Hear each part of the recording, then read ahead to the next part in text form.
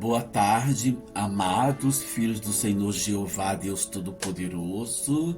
Nesta segunda-feira maravilhosa e plena, eu gostaria de saudar todos com boa tarde muito maravilhoso. E vamos fazer uma reflexão no primeiro livro da Bíblia, no capítulo 25. Vocês já ouviram falar em Abraão, né? Então, é o Senhor Deus Todo-Poderoso, né? O Rei maravilhoso, o nosso Senhor Deus Jeová. Ele deu uma promessa para Abraão que a descendência de Abraão seria muito grandiosíssima, tal qual as estrelas do céu que não se podia contar. E daí o filho da promessa veio Isaac. Isaac foi o filho da promessa para Abraão. Isaac tornou-se adulto. Ele depois ali escolheu uma esposa chamada Rebeca, mas Rebeca era estéril.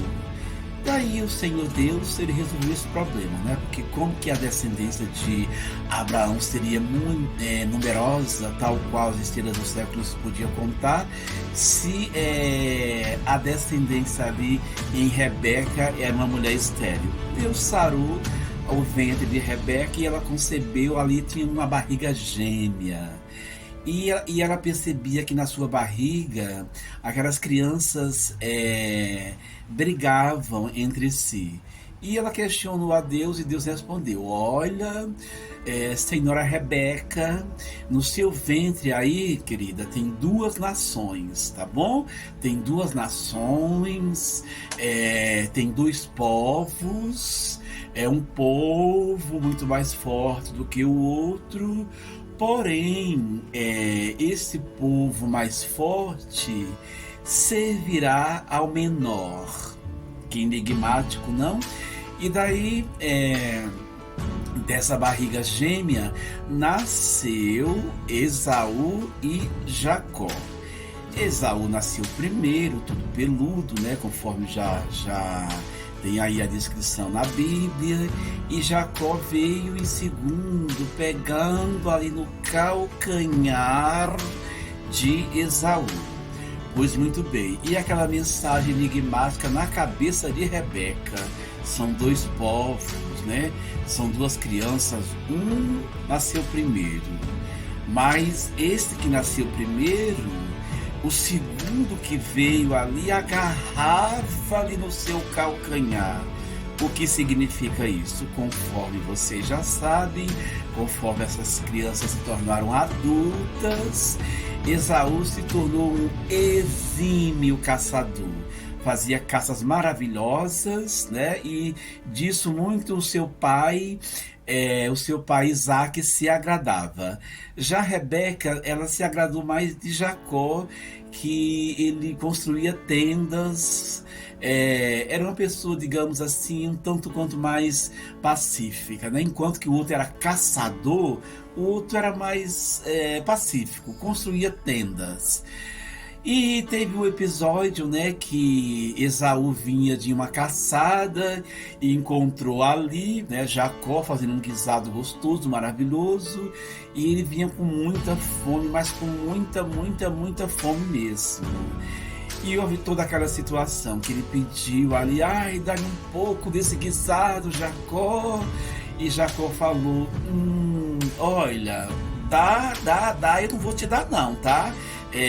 Meu irmão Esaú, mas eu posso te vender. Sabe essa sua, como você sabe, você é o filho primogênito, primogenitura. Me vende por esse bocado aqui dessa comida. A Esaú, né, um vendido mesmo. Esaú era um vendido. Ele vendeu a sua primogenitura por um guisado. Ele estava com tanta fome que ele falou: ah, mas essa primogenitura, acho que vou vender sim. Então assim, são atitudes que não foram corretas de nenhuma da parte, né? Porque se tem um corrupto, tem um corruptor. Se tem um corrupto, tem um corruptor. Digamos ali que Jacó se comportou-se como o corruptor, né? E Esaú deixou-se ser corrompido. A primogenitura de Esaú foi pelo brejo. Jacó comprou e assim, Isaac já muito velho ali, sabendo que a sua morte estaria próxima, ele falou: tenho que abençoar o meu filho primogênito. Né? A esposa de Isaac escutou isso, e como ela gostava mais de Jacó do que Esaú, ela teve uma ideia que não vou dizer que foi uma ideia brilhante, mas foi uma ideia assim, essa prática de enganar Isaac, devido a ele não ter mais a sua visão plena, né? Ter toda aquela questão de que Jacó se disfarçasse ali com a pele para que parecesse tão cabeludo quanto Esaú. Isso aí é uma coisa que cada cristão deve entender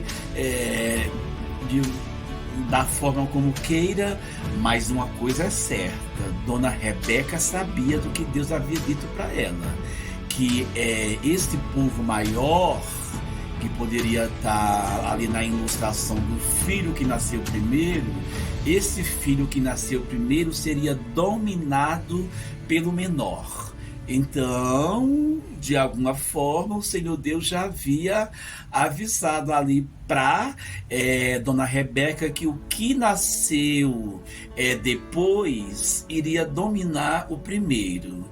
Então, acho que ela ficou pensando: então acho que eu vou dar uma colaborada aqui, eu vou fazer com que essa bênção aí da primogenitura, ela passe para Jacó. Os meios, acho que os meios nesse momento aqui, não vou dar muita atenção não. Vamos eu e Jacó enganar ali o meu esposo, Isaac, e depois a gente se resolve aí com Deus. Importante que Deus se manteve em silêncio, né? Deus se manteve em silêncio. Deus não foi avisar para Isaac, não: olha, Isaac, vai ter uma fraude aí, viu, meu servo? Vai ter uma fraude.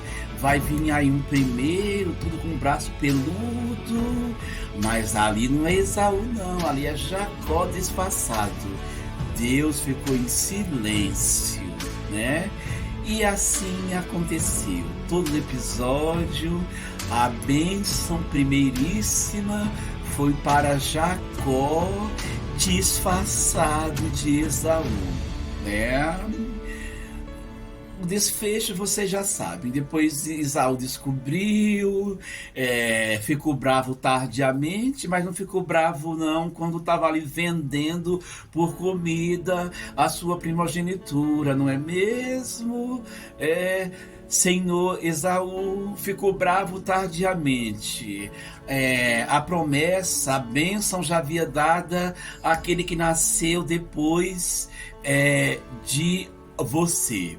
E conforme já é sabido, a bênção maravilhosa foi para Jacó. E aí as 12 tribos vieram de Jacó. Mas é importante questionar por que muitas vezes Deus ele fica em silêncio quando os seus, porque eram os seus, ali era seu povo. Ali não eram pessoas que confessavam fé estranha, não. Era do seu povo mesmo, estava tramando. Deus conhecia o coração de Esaú. Deus sabia que Esaú era um vendido. Talvez por isso que Deus ele permitiu, né? A gente não diz que tudo só acontece com a permissividade de Deus. Ele permitiu. Ele viu a trapaça toda e Rebeca junto da trapaça, da fraude.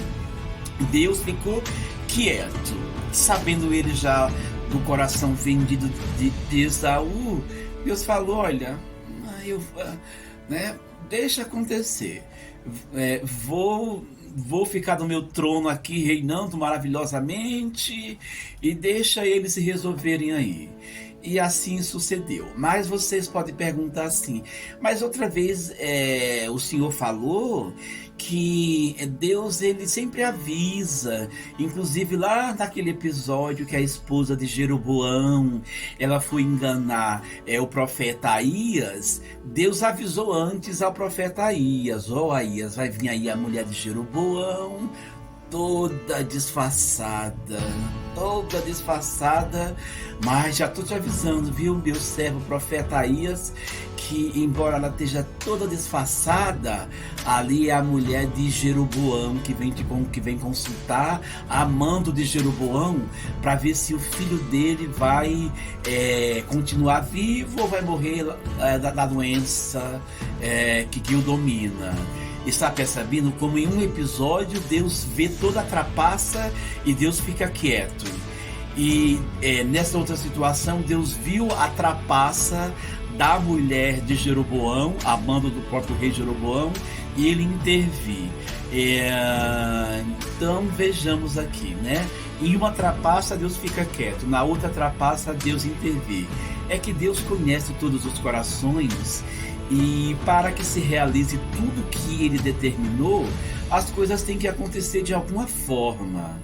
Esaú depois Jacó depois pagou todo o preço por ter enganado o seu irmão Esaú.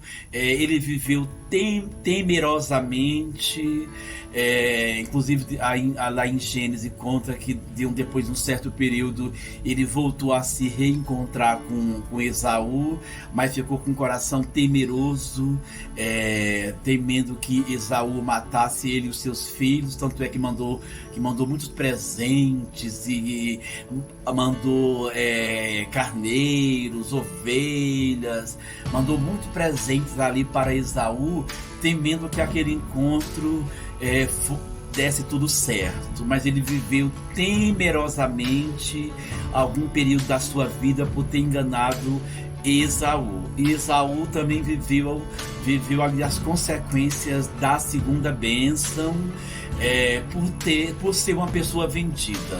Então todos pagam pelas suas consequências, e Deus domina tudo, e para que se execute a sua vontade, ele deixa que as coisas aconteçam. Por isso que nada acontece sem que o Senhor permita. Não cai uma folha de uma árvore sem que o Senhor Deus permita. É a permissividade de Deus para que as coisas aconteçam exatamente como ele determinou.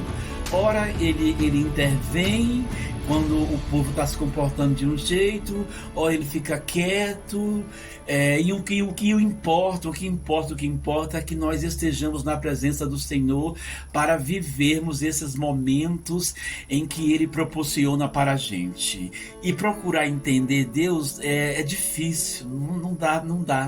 A gente tem que viver, nós temos que viver o que Ele nos proporciona, porque a gente não vai nunca jamais entender o Senhor Deus. Ele é muito enigmático, ele tem planos que estão acima dos nossos, ele age de um jeito que realmente nós não podemos entender.